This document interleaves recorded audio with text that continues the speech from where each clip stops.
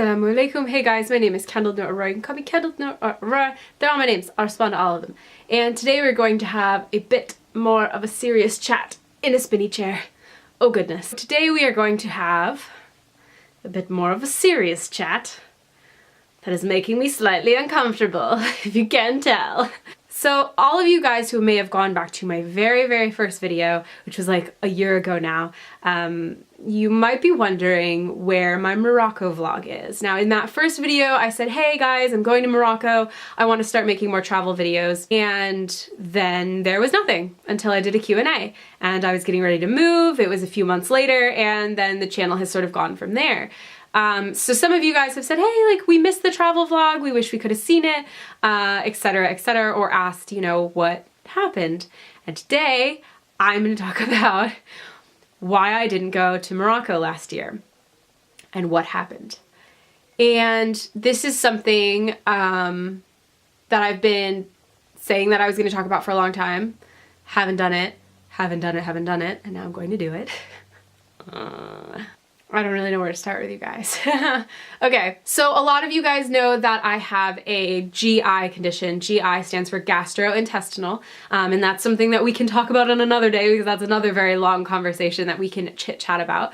But today is more about something that happened or developed as a result of my GI condition, and that is my anxiety and panic disorder. So when I say anxiety and panic disorder, please do not mistake this for when you're nervous about taking a test, or you're a little concerned about something, or you're excited about something and you get that sort of anxiety. That's a different kind of anxiety. It's still anxiety and it's still relevant and important and valid. But what I struggle with is an anxiety and panic disorder. And it's something that is all-consuming and just like takes over my brain when it does happen, and it's very scary for me, and it's become very frustrating in my life. So as I got more sick with my GI condition, I started to become very anxious about going to the doctors, the hospitals, getting the tests done, all that kind of stuff. And I think that, you know, nobody's really excited about getting tests done or going to a hospital or whatever, but it started to get like out of control. Like I couldn't get my blood drawn anymore, and I couldn't go in and get test results anymore. I had so much anxiety about doing these different things. It was like crushing.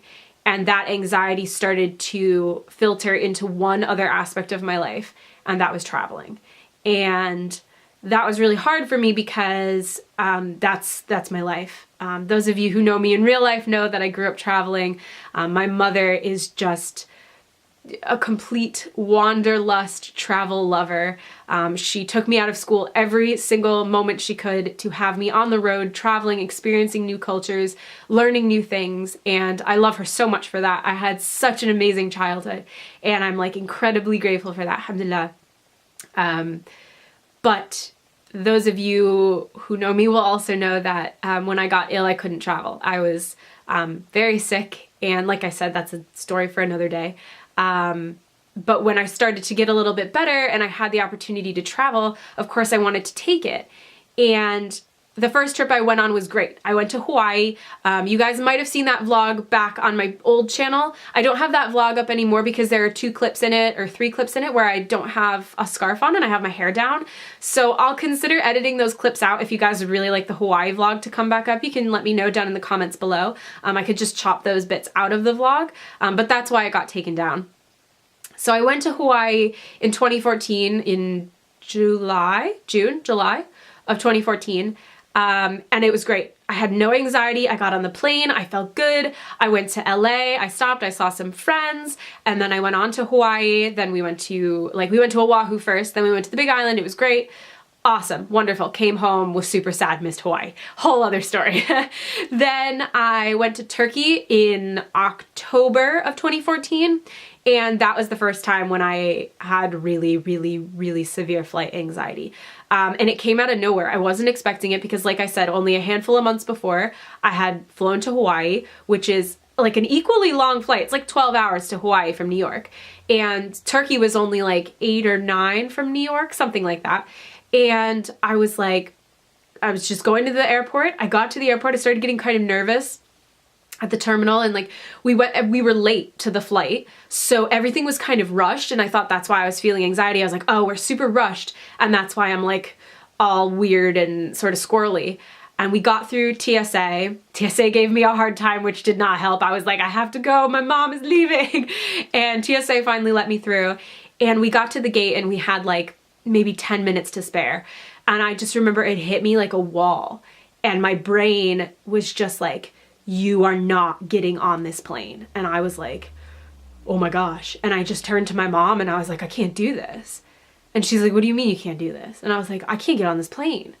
And my mom was like, we're going to Turkey. Like, what are you talking about? You've always wanted to go to Turkey. And I was like, I'm freaking out. Mom, I'm having a panic attack. I'm freaking out.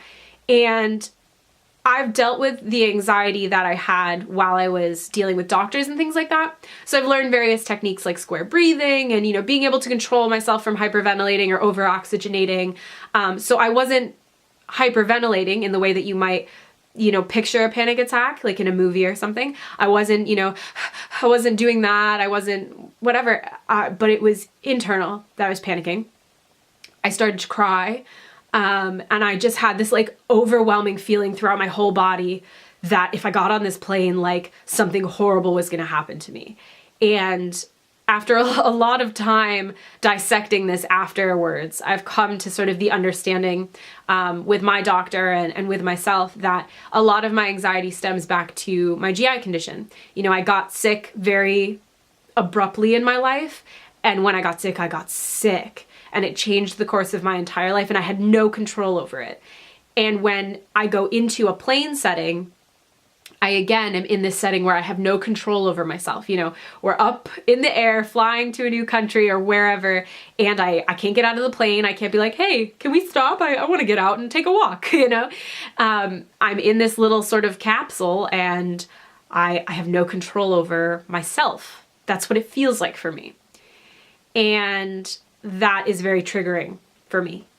And I have a lot of irrational thoughts about what if I get ill on this plane? What if something happens? What if some sort of freak medical thing happens to me and there's no doctor and, you know, we can't land the plane, we're like flying over the middle of the ocean and like I die in this plane. Like intellectually, I'm completely aware of the fact that I'm fine.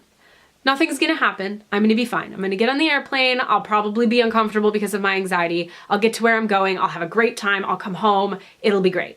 I know that intellectually, but I can't tell my brain that. It can't do it.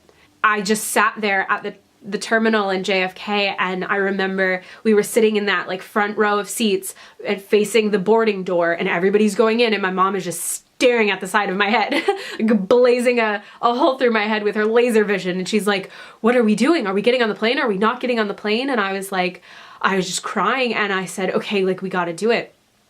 So I got up, we got on the plane, and I just remember sitting down with my backpack and like silently sobbing. And obviously, like, the ironic part of this is that you've got a woman, a Muslim woman, in that climate, especially in 2014, that was when a lot of the US started talking about what was happening in Syria and ISIS and things like that. They got suspicious of people traveling to Turkey and whatnot. So you've got this clearly Muslim woman sitting on a plane, traveling to Turkey, bawling her eyes out. And these poor other tourists are like, is she okay? Like, what is going on? And so I'm trying to hide the fact that I'm freaking out and that I'm crying because I'm embarrassed. I don't want people looking at me, and I'm sitting in coach. So there's all these people around me, and I was just like losing it. That's when I realized like that there was a problem. So fast forward to 2015, we scheduled a trip to go to something like 6 different European countries. It was a group trip. I talked about it a little bit on my social media. I was like, I'm coming to these countries, super excited, blah, blah, blah. It was during the summer of 2015 that we were supposed to do this. And that was the first time where I didn't get on a flight. So after we got back from Turkey, I sort of talked about my anxiety with my mom, and I said, you know, I think I just needed to like get past this. I think I'm okay now, and I'm gonna be good. So then we got this reservation done. We were going to go to Europe and see, it was like Germany and the Czech Republic and a bunch of places. And I was super excited. And we were driving down to LaGuardia Airport, And I was just freaking out. I was freaking out. And my mom was like, are you gonna be able to do this? And I remember she pulled over at some sort of like gas station or a restaurant or something, and there were train tracks right near it. And I just remember staring at the train tracks and saying to her, like, I'm so sorry. I'm so sorry. I'm so sorry. I'm so sorry. And I just started crying. And my mom started crying because she wanted to go so badly. And I was like, I don't know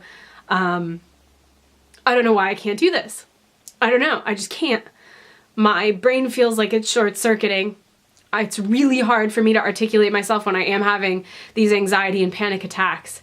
I stutter a lot. I can't put my sentences together. It's very hard for me to sort my thoughts out. It's very hard for me to separate thoughts, emotions, words. I just keep saying I can't a lot, or I'm sorry, or whatever. I'll get on a phrase, and that's like the only thing I can get out anymore. And so she called and canceled our flights and canceled our trip, and we didn't go. And I felt horrible, and it like crushed me, and I felt terrible. And my mom was like, what are we gonna do? So I was like, all right, I have to get over this. So let's plan a trip that is somewhere that I absolutely want to go so badly. And of course we chose Morocco. So we planned this trip to go to Morocco in May of 2016, which was last year.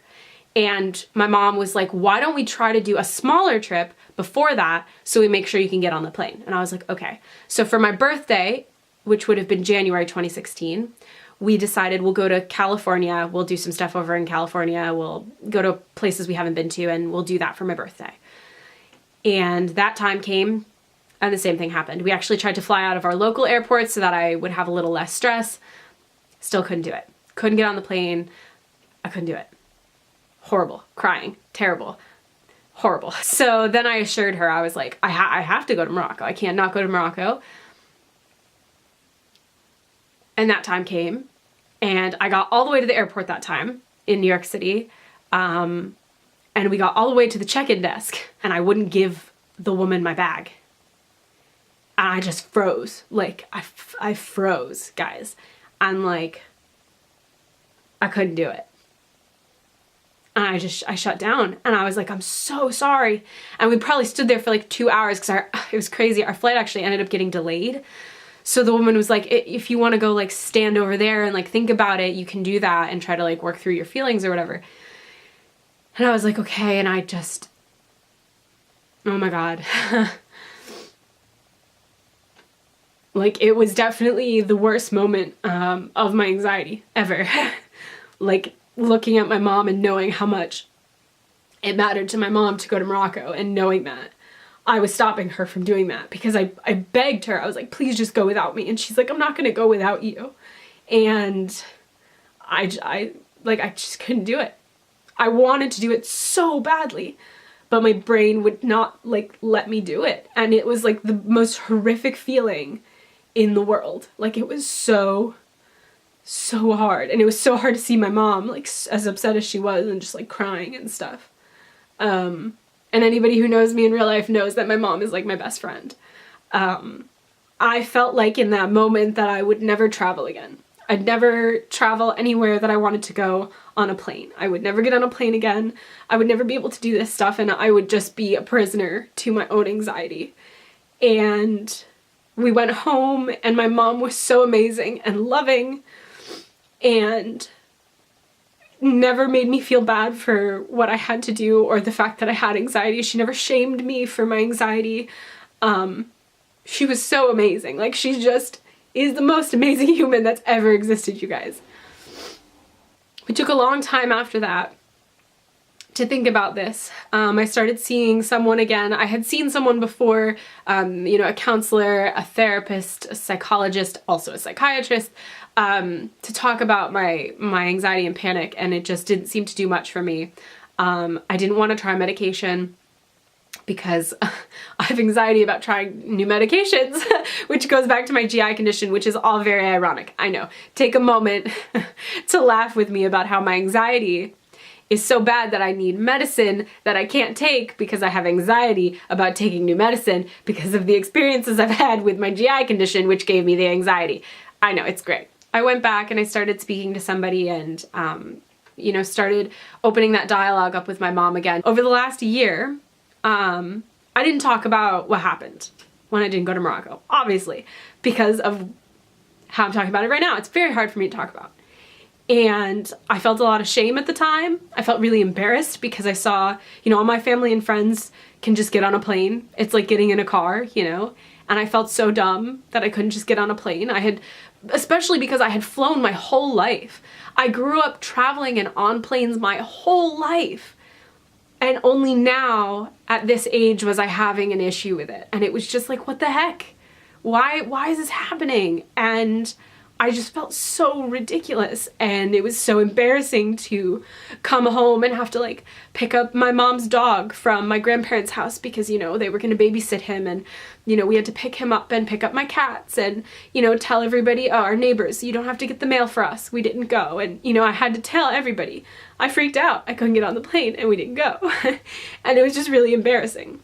And it was really hard for me, and I felt really dumb. And I know that I'm not dumb. I know that this is something that's in my brain and it's a way that my brain is wired, but I still felt really ridiculous that I couldn't do this thing that I did my whole life.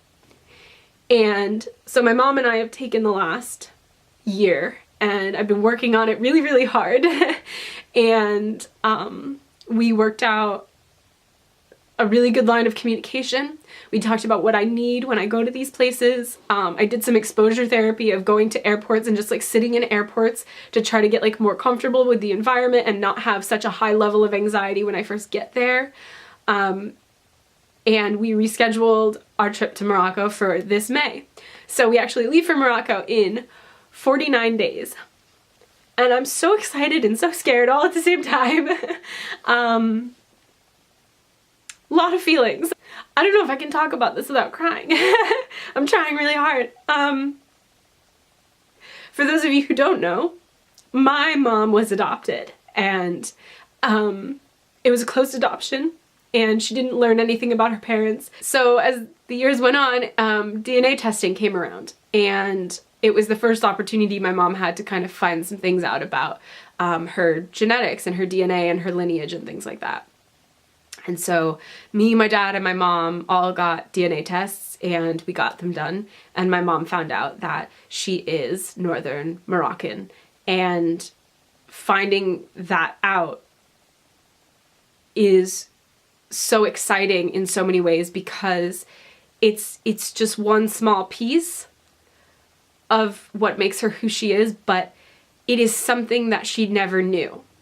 And it's just this like invaluable opportunity to know something about these gene donors, these birth parents that we don't know. And when we found that out, going to Morocco became an opportunity for her and I to bond and to go to this country that we have roots in, which is really cool and an amazing opportunity.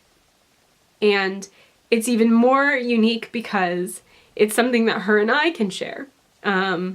Because there was a day, sorry, there was a day where my mom said to me, just this fact, like this passing fact, that I'm the only person that she knows that's genetically related to her.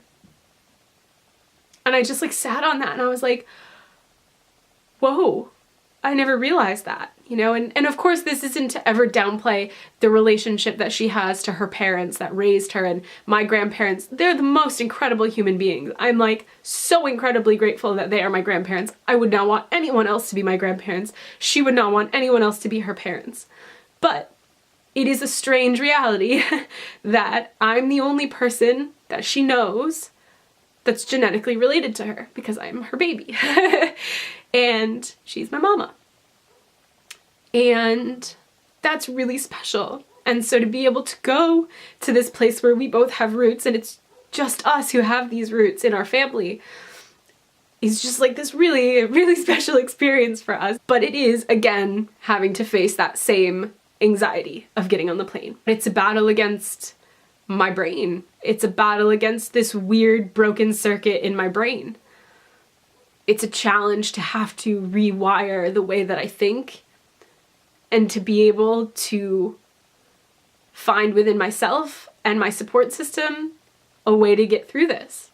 And that's the only thing that you can do, is to get on the plane and do it. I have to.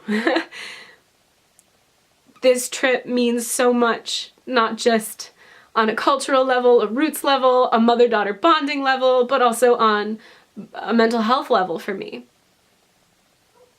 I have to do it. I want to do it. I need to do it. I love that I'm doing it.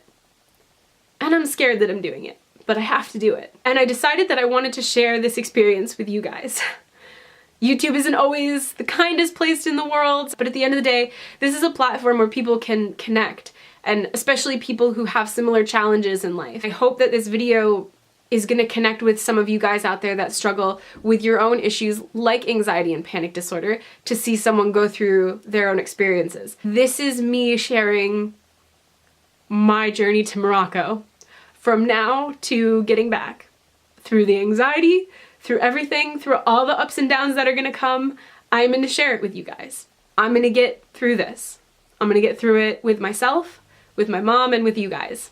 And I'm gonna share it with you guys. So this is gonna be a whole long series over the next 49 days and then into Morocco. I'm gonna talk about travel tips, packing tips, all those kinds of videos. I'm gonna keep updating you guys on my anxiety. I'm gonna vlog the good and the bad and the ugly of my anxiety, and I'm gonna share it with you guys. So get ready for a really ugly cry at the airport, because that's gonna happen. But also get ready for a super ugly happy cry when we get to Casablanca, because inshallah, we're gonna do it.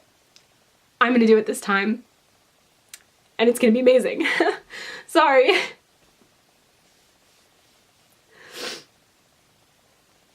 It's gonna be awesome, and I'm really excited to share it with you guys. And I really hope that you will enjoy coming on this adventure with me through all the ups and downs. Thank you for listening. Thank you for being amazing and supportive and subscribing to this channel. And thank you for letting me share some of the more personal parts of my life with you guys. In this series, my mom and I will also talk about our experience with genetic testing, discovering our roots, all that kind of stuff. We'll do a Q&A, all the things that you guys have been asking for. That will happen probably while we're in Morocco, inshallah. Inshallah, I'll see you guys in Morocco. All right? Thank you for listening, and I'll speak to you guys soon. Assalamu alaikum. Bye, guys.